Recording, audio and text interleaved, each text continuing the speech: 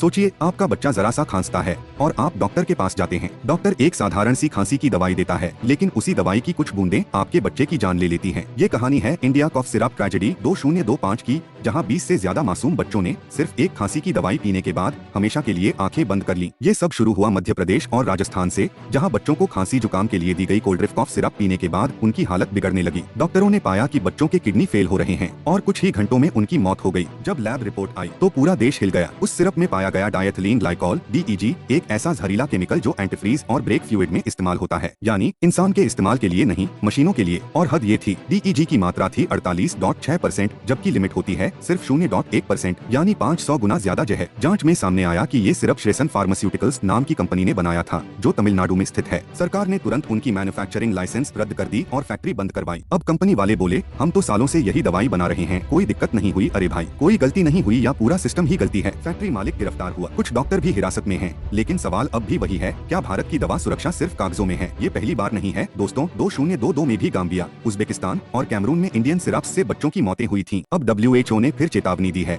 कि भारत को अपनी ड्रग रेगुलेशन सिस्टम को तुरंत सुधारना होगा। दुनिया भर में मेड इन इंडिया मेडिसिन पर सवाल उठने लगे हैं और इसका असर हमारे एक्सपोर्ट्स, पब्लिक ट्रस्ट और देश की छवि तीनों पर पड़ेगा। मध्य प्रदेश के CM मोहन यादव ने पीड़ित परिवारों के लिए आर्थिक मदद का ऐलान किया है और कहा, जिम्मेदार अधिकारियों पर सख्त कार्रवाई होगी। लेकिन जनता पूछ रही है, कब तक ऐसे हादसे होते रहेंगे? कब तक दवा बनकर जहर बिकता रहेगा? डायथिलीन ग्लाइकॉल कोई मजाक नहीं है। ये केमिकल शरीर में जाते ही किडनी और लिवर को तबाह कर देता है। और इस घटना ने साफ कर दिया है कि भारत में क्वालिटी कंट्रोल और ड्रग रेगुलेशन अब भी एक बड़ा सवाल है। हम सबको अब ये समझना होगा कि सिर्फ मेक इन इंडिया नहीं, सेफ इन इंडिया भी उतना ही जरूरी है, क्योंकि जब सिस्टम सोता है तो मासूमों की मौत होती है। अब वक्त है जागने का और सवाल पूछने का। Powered by Ankit Kumar.